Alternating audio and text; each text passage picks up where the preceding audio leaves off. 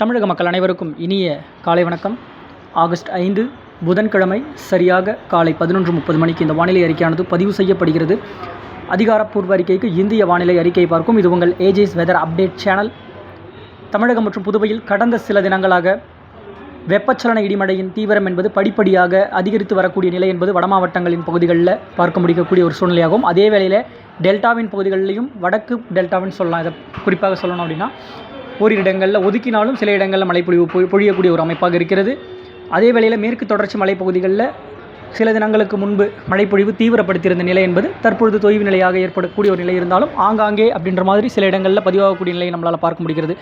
நேற்றைய அறிக்கை என்னால் கொடுக்க முடியலனாலும் நேற்றைக்கு முந்தின அறிக்கையும் சரி, அதற்கு கடந்த அறிக்கையிலும் நம்ம சொல்லியிருந்த வளிமண்டல சுழற்சியின் அமைப்பு என்பது லட்சத்தீவை ஒட்டிய பகுதிகளில் இருந்து படிப்படியாக தென்மேற்கு வங்கக்கடலை ஒட்டிய இலங்கை பகுதிகளில் அமையக்கூடிய ஒரு நிலை இருக்கும் அப்படின்ற மாதிரி தற்பொழுது அந்த நிலை என்பது வட இலங்கை ஒட்டிய பகுதிகளில் தென்மேற்கு வங்கக்கடல் பகுதிகளில் நிலை கொண்டுள்ளது. வளிமண்டலத்தில் மேலடுக்கு சுழற்சியாக குறிப்பிட்டு சொல்லணும்னா நம்ம 5500 மீட்டர் அது உயரத்தில் இருக்கக்கூடிய நிலை என்பது படிப்படியாக கீழே பார்த்திங்கன்னா 3000 மீட்டர் வரைக்குமே அதனுடைய தீவிர சுழற்சி தன்மை என்பது இருப்பது போன்ற ஒரு அமைப்பாக இருக்கிறது அப்படின்றது. இதில் எந்த ஒரு மாற்றமும் இன்றி தற்பொழுது நிலை பெற்று வரக்கூடிய ஒரு நிலையில் நேற்றைக்கு பல்வேறு மாவட்டங்களில் மழைப்பொழிவை தீவிரப்படுத்தியிருந்தது. குறிப்பாக வடகடலோர மாவட்டங்களுக்கு சென்னை வடகடலோர பகுதியில் பள்ளிக்கரணை பகுதிகளில் கிட்டத்தட்ட 13 சென்டிமீட்டருக்கும் மிகாமல் மழைப்பொழிவு அப்படின்ற மாதிரி நம்மளால் பார்க்க முடிகின்ற ஒரு நிலையாக இருக்கிறது. இன்னும் பல்வேறு பகுதிகளில் இப்படி மழைப்பொழிவு என்பது ஆங்காங்கே ஆந்திர எல்லையோர மாவட்டங்களாக இருந்தாலும் சரி, குறிப்பாக திருவள்ளூர், சென்னை, காஞ்சிபுரம் உள்ளிட்ட பகுதிகளுக்கு சற்று வலுவாக ஆங்காங்கே மழைப்பொழிவை ஏற்படுத்தி கொண்டு அதே வேளையில் விழுப்புரம் மாவட்டத்தின் சில பகுதிகளிலும் கனமழை நேற்றைக்கு கொடுத்திருக்கக்கூடிய நிலை நேற்றைக்கு முன்தினமும் எதிர்பார்த்தோம். அங்கே பார்த்திங்கன்னா சில இடங்களில் ஒதுக்கினாலும் ஒரு இடங்களில் கொடுத்திருந்தது. நேற்று முன்தின பரப்பை காட்டிலும் நேற்றைக்கு நல்ல மழைப்பொழிவு அமைந்திருக்கக்கூடிய நிலை. இதே வேளையில் ஆங்காங்கே வட உள் மாவட்டங்களில் இந்தமாரி வெப்பம் எங்கெங்கெல்லாம் கிடைக்கப்பெறுகின்ற ஒரு அமைப்பாக இருக்கிறதோ அதற்கு ஏற்ற தக்க சூழ்நிலை இருக்கும் இடங்கள்லையும் சரி, பூமி குளிர்விக்கப்பட்டாலும் சில இடங்களில் லேசான முதல் மழை அமையக்கூடிய நிலை இருக்கும். அதே வேளையில் கொடுக்காத இடங்களுக்கு சற்று கனமழையாக கொடுக்கும். டெல்டா மாவட்டத்தின் பல்வேறு பகுதிகளிலும் ஏற்படுவதற்கான ஒரு வாய்ப்பு இருக்கும் அப்படின்ற மாதிரி நம்ம அறிக்கையில் கொடுத்துருந்தோம். உள் மாவட்டங்களின் பகுதி வரைக்குமே நேற்றைக்கு மழைப்பொழிவு ஆங்காங்கே அப்படின்ற மாதிரி ஒதுக்கினாலும் சில இடங்களில் கொடுத்துருக்கக்கூடிய நிலை. ஈரோடு மாவட்டங்களும் சரி, கோவை மாவட்டத்தின் பகுதியில் ஓரிரு இடங்கள்லையும், திண்டுக்கல் மாவட்டத்தின் ஓரிரு இடங்கள்லையும், சேலம், நாமக்கல், கரூர் பகுதிகளில் ஓரிரு இடங்கள் லேசான மழைப்பொழிவாக மட்டும்தான் அமைந்திருக்கிறது. பெரிதளவிற்கு மழைப்பொழிவு அப்படின்ற மாதிரி உள் தமிழகத்தின் சில இடங்களில் மதுரை ஆக இருந்தாலும் சரி, திருநெல்வேலி, தூத்துக்குடி மாவட்டம், ராமநாதபுரத்தில் ஒதுக்கி இருக்கக்கூடிய ஒரு நிலை. இப்படி இருக்கக்கூடிய ஒரு நிலை என்பது தற்பொழுது சுழற்சியின் அமைப்பு என்பது வட இலங்கை ஒட்டிய மேற்கு வங்கக்கடல் பகுதிகளில் நிலவு வரக்கூடிய நிலை இருக்கிறது. இந்த சுழற்சியின் தன்மை என்பது நம்ம ஏற்கனவே சொன்னது தான். தமிழகத்தின் மீது வளிமண்டல சுழற்சியாக அமையப்பெறும் பொழுது நமக்கு கூடுதல் பரப்பில் நீடித்து நின்ற மழைப்பொழிவு அப்படின்ற மாதிரி நம்ம குறிப்பிட்டிருந்தோம். இந்த நிலை என்பது அங்கே எங்கே அமைந்திருக்கிறது அப்படின்னா வட மாவட்டத்தின் பகுதிகளில் நீடித்து நின்ற மழைப்பொழிவாக கொடுத்திருக்கக்கூடிய நிலையை நம்மளால் பார்க்க முடியும். மாலைக்கு பின்பாக ஏற்பட்ட மழை என்பது நள்ளிரவு அதிகாலை வரைக்கும் நீடித்த மழைப்பொழிவாக சில இடங்களில் ஏற்பட்டிருக்கக்கூடிய ஒரு நிலை இருக்கும். இந்த நிலையின் அமைப்பு என்பது இன்றைக்கும் சில இடங்களில் ஆங்காங்கே அப்படின்ற மாதிரி கண்டிப்பாக இந்த 5 நாட்கள் குறிப்பிட்டிருந்தோம். நேற்றைக்கு இன்றைக்கும் கடைசி நாட்களாக நம்ம பார்க்கக்கூடிய இருந்தாலும் 6-7 காலகட்டங்களிலும் இதனுடைய தொடர்ச்சி என்பது எப்படி இருக்க போகிறது அப்படின்ற நம்ம சொல்லியிருந்தோம். எப்படின்னா இந்த சுழற்சி என்பது படிப்படியாக இந்த லாவோஸ், கம்போடியா வழியாக சென்ற நிகழ்வு என்பது தற்பொழுது மத்திய இந்திய வடகிழக்கு மாநிலங்கள் சொல்லலாம், ஒடிசாவை ஒட்டிய மாநிலங்கள், பீகார், மத்திய பிரதேசம் இணைப்பிட மக்கள் பகுதிகளில் வளிமண்டலத்தில் ஒரு சுழற்சியாக இருக்கக்கூடிய அந்த ஈர்ப்பின் அமைப்பு என்பது படிப்படியாக அது ஈர்ப்பை ஏற்படுத்தி கொண்டே வடக்கு வங்கக்கடல் மற்றும் மியான்மரை ஒட்டிய பகுதிகள் வரைக்கும் இந்த சுழற்சி என்பது விசாகப்பட்டினத்தை அதற்கு வரைக்குமே அதனுடைய தாக்கத்தை ஏற்படுத்தும் விதமாக அந்த சுழற்சியின் அமைப்பு என்பது ஏற்படுத்தும் அப்படின்ற மாதிரி நம்ம கடந்த கால அறிக்கையில் சொன்னோம். இப்போ அதனுடைய அமைப்பு என்பது படிப்படியாக செல்லக்கூடிய ஒரு ஒன்றாக இருந்தாலும் வடக்கு வங்கக்கடல் பகுதிகளுக்கு இந்த நிகழ்வு என்பது போகக்கூடிய ஒரு தருவாய் இருக்கும்.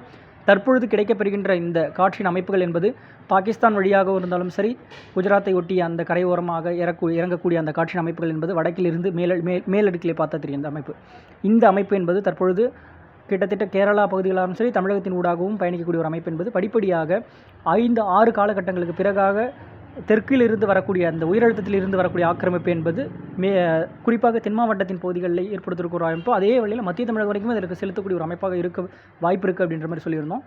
ஓகே, இது அப்படி இருக்கக்கூடிய ஒரு நிலை இருந்தாலும் நமக்கு வடக்கில் இருந்து ஏறக்கூடிய அந்த தரைவழி காற்றாக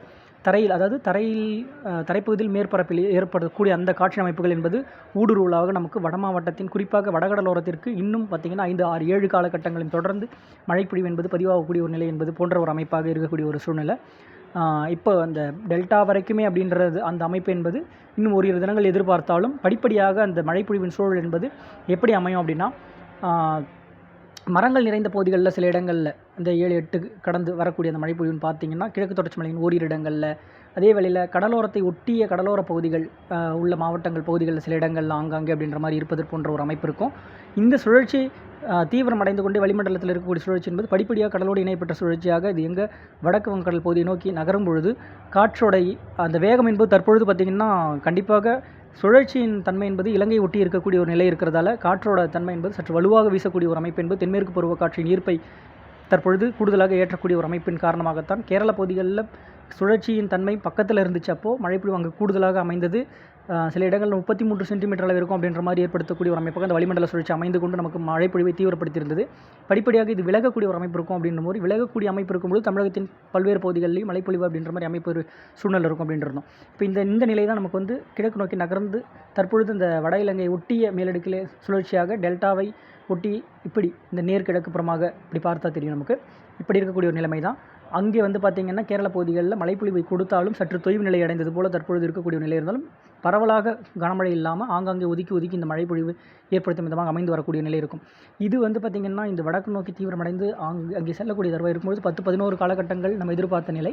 இந்த நிலை என்பது படிப்படியாக முன்னேறி செல்லக்கூடிய ஒரு அமைப்பு இருக்கணும். வடக்கு வங்கக்கடலில் ஒரு நிகழ்வு போய் அமையப்பெறுகின்ற ஒரு நிலை இருக்கும்பொழுது நமக்கு கேரள பகுதிகளில் மீண்டும் மழைப்பொழிவை தீவிரப்படுத்தும் அமைப்பு 11-12 இந்த காலகட்டங்கள், அதாவது 2வது வர காலகட்டங்களில் அமையக்கூடிய ஒரு நிலை இருக்கும். அப்படி இருக்கும்பொழுது காற்றின் வேகம் வந்து பார்த்திங்கன்னா இப்போ இருக்கக்கூடிய அந்த காற்றோட வேகம் கிட்டத்தட்ட 70 கிலோமீட்டர் அளவிற்கும் பார்த்திங்கன்னா தென்முனை பகுதிகளில் ராமநாதபுரம் ஒட்டிய பகுதிகள், தூத்துக்குடி மாவட்டத்தின் பகுதிகள், அந்த கடலோரத்தை ஒட்டிய பகுதிகளில், கன்னியாகுமரி போன்ற பகுதிகளில் சற்று வலுவாக வீசக்கூடிய காற்று என்பது இந்த நிலை என்பது தொடரக்கூடிய ஒன்று என்பது அந்த கிட்டத்தட்ட 2வது வார காலகட்டம் வரைக்குமே சற்று கொஞ்சம் இந்த 70-60 கிலோமீட்டர் கொஞ்சம் குறைவது போன்ற அமைப்பாக இருந்தாலும் மீண்டும் சற்று வீசக்கூடிய ஒரு அமைப்பு என்பது இந்த நிகழ்வு போய் தீவிரமடைந்து கூடிய ஒரு சூழ்நிலை இருக்கும். அப்போ ஏற்படுவதற்கான வாய்ப்பு இருக்கும். இப்போ இருக்கக்கூடிய காலகட்டங்களில் நீங்கள் கடற்கரையை நோக்கி செல்லக்கூடிய ஒரு அமைப்பு இல்லை, போக வேண்டாம். அப்படி போகிறீங்க அப்படின்னா சற்று அவங்க வந்து அவங்களுடைய உடைமைகளை பாதுகாத்து கொண்டு அதற்கு ஏற்ற போல் நீங்கள் செயல்படணும்னு சொல்லுவேன் நான். ஏன்னா சுழற்சி என்பது வளிமண்டலத்தை மேலடுக்கில் அங்கே இருக்கக்கூடிய ஒரு அமைப்பு, காற்றை வந்து வேகமாக செலுத்தக்கூடிய ஒரு அமைப்பு என்பது இருக்கக்கூடிய ஒரு நிலை தான். இது நம்மை விட்டு படிப்படியாக கடலோர பகுதிகளை விட்டு விலகக்கூடிய ஒரு அமைப்பு என்பது வடக்கு வங்கக்கடல் நோக்கி நகரக்கூடிய ஒரு அமைப்பு என்பது இன்னும் ஒரு 7-8 காலகட்டங்கள் எடுத்துக்கொள்ளக்கூடிய ஒரு அமைப்பாக இருக்கும். இன்னும் ஒரு 2 தினங்கள் இப்படி இருக்கக்கூடிய நிலை என்பது மழைப்பொழிவை தமிழகத்திற்கு 6-7 காலகட்டங்கள் வரைக்குமே ஏற்படுத்துவதற்கான ஒரு வாய்ப்பு தமிழகத்தின் கடலோர மாவட்டங்கள், அதனை ஒட்டியுள்ள உள் மாவட்டங்கள், குறிப்பாக வட மாவட்டங்கள், வடகடலோர பகுதிகளுக்கு மழைப்பொழிவு, கர்நாடக எல்லையோர பகுதிகளுக்கும் பார்த்திங்கன்னா இது வடக்கு நோக்கி செல்ல அவர்களுக்கும் மழைப்பொழிவின் அமைப்பு என்பது தற்பொழுது குறைந்த பரப்பில் இருக்கக்கூடிய ஒரு அமைப்பு என்பது தருமபுரி, கிருஷ்ணகிரி மாவட்டத்தின் ஓரிரு இடங்களில் சற்று கூடுதலாக ஏற்படுத்தும் அமைப்பாக ஏற்படும் என்று நம்ம எதிர்பார்க்கலாம். பார்ப்போம் அது எந்தளவுக்கு அப்படின்ற மாதிரி இந்த காற்றின் நினைவுகள் ஏற்படுத்தி கொண்டு செல்லப் போகிறது அப்படின்றது. அதே வேளையில் தற்பொழுது சில இடங்களில் மழைப்பொழிவு கொடுக்காதவர்களுக்கு எங்கடா மழை வருதுன்னு சொல்கிறக்கூடிய சில விமர்சனங்கள் என்னை திட்டக்கூடிய நபர்களாக இருக்கலாம். இருக்கிறீங்க, கமெண்ட் செக்ஷனில் போய் பார்த்துருந்தா தெரிஞ்சிருக்கும். ஒரு இரு நபர்கள் அப்படின்ற மாதிரி நாம் குறிப்பிடுறது இந்த கடலோடு இணையப்பெற்ற சுழற்சி, கடும் வெள்ளம், கடும் பாதிப்பு அப்படின்ற மாதிரி நம்ம யாரையும் பயமுறுத்தலை. வளிமண்டல சுழற்சி அமையப்பெறுகின்ற நிலை இருக்கிறது. இந்த நிலையில் இப்படி அமைந்தால் இப்படி மழை இருக்கும் அப்படின்ற மாதிரி சொல்லியிருந்தோம். இது தற்பொழுது பொழியக்கூடிய அமைப்புகள் எல்லாமே பார்த்திங்கன்னா வெப்பச்சலன மழை தான், ஒதுக்கித்தான் இருக்கும் அப்படின்ற மாதிரி. மாவட்டத்தின் பெயரை குறிப்பிடுகிறேன் என்றால் பரவலான மழைப்பொழிவு கனமழையாக இருக்கக்கூடிய ஒரு அமைப்பாக இல்லை. வளிமண்டல சுழற்சி தமிழகத்தின் மீது அமையப்பெறுகின்ற நிலை இருக்கும்பொழுது காற்று குவிதல்கள் அவ்வப்பொழுது கிடைக்கப்பெறுகின்ற ஒரு அமைப்பாக இருக்கணும். அது கிடைத்தால் நீடித்தென்ற மழைப்பொழிவு அமையும் அப்படின்ற மாதிரி தான் நம்ம அறிக்கையில் சொல்லியிருந்தோம். இப்படி தான் நம்ம சொல்லிட்டு இருந்தது. விழுப்புரம் மாவட்டத்திற்கு மழைப்பொழிவு அப்படின்ற மாதிரி குறிப்பிட்டிருந்தேன். எங்கடா மழைப்பொழிவு வரலாம் அறிக்கையே போடாதரா அப்படின்னு சில நபர் சொல்கிறீங்க. என்னுடைய அறிவில் சார்ந்த சில விஷயங்களை யோசித்து சில விஷயங்களை பார்த்து இப்படி இருக்கக்கூடிய ஒரு அமைப்பு இப்படி இருக்கிறது அப்படின்ற சொல்லி தான் நம்ம அறிக்கையை போடுறோம்.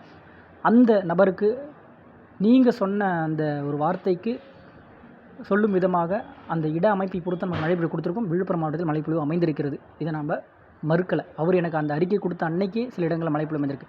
மாவட்டத்தின் பெயரை குறிப்பிட்டிருக்கேன் தவிர இந்த இடத்தை ஸ்பெசிஃபை பண்ணி யாராலையும் குறிப்பிட முடியாது அப்படின்ற மாதிரி நம்ம ஒவ்வொரு அறிக்கையிலும் நம்ம சொல்லக்கூடிய ஒன்று தான். இதனை பற்றி நம்ம விமர்சனத்துக்கெல்லாம் பார்த்திங்கன்னா நம்ம பதில் கொடுக்கணும் அப்படின்னா நம்ம பல பேருக்கு அதை கொடுத்துட்டு போயிட்டே இருக்க வேண்டியது தான். எது எப்படியோ மழைப்பொழிவின் சுழற்சி இப்படி இருக்கக்கூடிய அதே தன்மையில் சூப்பர் எல்னினோ காலகட்டங்கள் என்பது சற்று வலுவாக இருக்கக்கூடிய அமைப்பும் இருக்கிறது. இது அதனை தொடர்ந்து ஐஓடி நமக்கு ரியாக்ட் ஆகிட்டு இருக்குது அப்படின்றது இதை பற்றி சில காணொலிகளாக நம்ம வந்து 2 தினங்களுக்கு முன்பு பார்த்திங்கன்னா முன்னோட்டம் அறிவிப்பு, வடகிழக்கு முன்னோட்டம் அறிவிப்பு 3 என்று அப்படி நம்ம மாதிரி பதிவிட்டிருக்கேன். அது சில பேருக்கு போய் சேரலை. கண்டிப்பாக அதை பாருங்கள். நான் என்ன இதில் குறிப்பிட்டு நம்ம வந்து இந்த மாவட்டங்கள் அப்படின்ற மாதிரி நம்ம விவரிக்கலை. பொதுவாக ஒரு மேம்போக்கான ஒரு வானிலை அமைப்பாக பார்த்து நம்ம சொல்லக்கூடிய ஒரு ஒன்றாக இருக்கிறது அப்படின்ற மாதிரி சொல்லியிருக்கோம். ஏன்னா வடகிழக்கு பருவமழை இப்படி இருக்க போகிறது அப்படின்றத நம்ம வந்து தென்மேற்கு பருவமழை முடிவடையக்கூடிய தருவாயில் இருக்கும் பொழுது தான் கரெக்டாக நம்ம வந்து ஒரு அளவுக்கு அனலைஸ் பண்ணி இந்த இடத்துல அப்படின்ற மாதிரி அது வரைக்குமே நம்ம கொடுக்கக்கூடிய அமைப்பு என்பது இந்த இந்த குறுகிய காலகட்டத்தில் நம்ம எந்த மாதிரி ஒரு வளிமண்டலத்தில் ஒரு ரியாக்ஷன் இருக்குது இதை பொறுத்து நம்ம பார்த்து பேசிகிட்டு இருக்கோம். இதில் ஏதாவது ஒரு மாற்றங்கள் இருந்தாலும் நம்ம உடனுக்குடன் நம்ம அறிக்கையில் நம்ம கொடுத்துட்டு தான் இருக்கிறோம். ஓரிரு நாட்கள் என்னால் முடியாத சூழ்நிலை நல்லா கொடுக்கக்கூடிய நிலையிலனாலும் நம்ம கொடுத்துருக்க அறிக்கையில் அடுத்து சில வரக்கூடிய ஒரு 10 நாட்களுக்காகவாவது நம்ம வந்து கொடுத்துருக்க அறிக்கையில் அப்படின்ற மாதிரி கரெக்டாக செல்லக்கூடிய ஒன்றாக இருக்குது அப்படின்ற மாதிரி தான் நம்ம பார்க்குறோம்.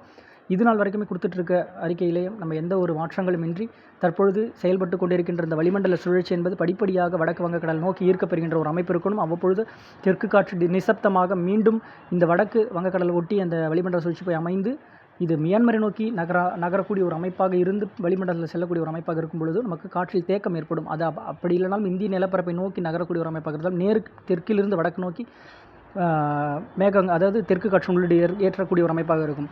இப்போ இது வந்து பார்த்திங்கன்னா குறிப்பாக மேற்கு காற்றோட வேகம் வந்து சற்று தொய்வாக இருக்கணும். தெற்கு காற்றோட இணைப்பை ஏற்படுத்தி கொண்டு மழையை கொடுக்கக்கூடிய ஒரு அமைப்பு அப்படின்ற மாதிரி இருக்கக்கூடிய நிலை என்பது கண்டிப்பாக எந்த மாதிரி மாற்றங்கள் இருந்தாலும் அந்த வானிலையில் நம்ம அதை அப்பப்போ குறிப்பிட்டு அப்டேட்ஸ் பண்ணிட்டு தான் இருக்கோம். இப்போ இன்றைக்கான மழை பொழிவு என்பது தமிழகத்தின் சில பகுதிகளில் ஆங்காங்கே இருந்தாலும் நேற்றைய அளவுக்கு தீவிரமாக இருக்கக்கூடிய நிலை என்பது வட மாவட்டத்தில் சற்று குறைவாக இருந்தாலும் கொடுக்காத இடங்களிலும் சென்று இன்றைக்கு மழை பொழிவு ஆங்காங்கே சென்னை உள்ளிட்ட வடகடலோர பகுதிகளாலும் சரி, இன்னும் வட மாவட்டத்தின் பிற பகுதிகளில் வேலூர் உள்ளிட்ட ராணிப்பேட்டை திருப்பத்தூர் திருவண்ணாமலை போன்ற மாவட்டங்கள் இப்படி பல்வேறு இடங்களிலும் ஓரிரு இடங்களில் ஒதுக்கி ஆங்காங்கே எங்கேயாவது இருக்கும். நாளைக்கு இதை விட சற்று கூடுதல் பரப்பாக வட மாவட்டங்கள் மழை பொழிவு தெரிகிறது. டெல்டாவின் சில பகுதிகளிலும் ஆங்காங்கே தென் மாவட்டத்தின் உள்பகுதிகளிலும் அடுத்தடுத்த நாட்களில் இந்த நிகழ்வு அதனுடைய நிகழ்வின் நகர்வு தன்மையை மாற்றி அமைக்கும் பொழுது வானிலையில் ஏதாவது ஒரு சிறு மாற்றங்கள் இருந்தாலும் உடனுக்குடன் அறிவிக்கின்றேன். வானிலையோடு இணைந்திருங்கள். நன்றி, வணக்கம்.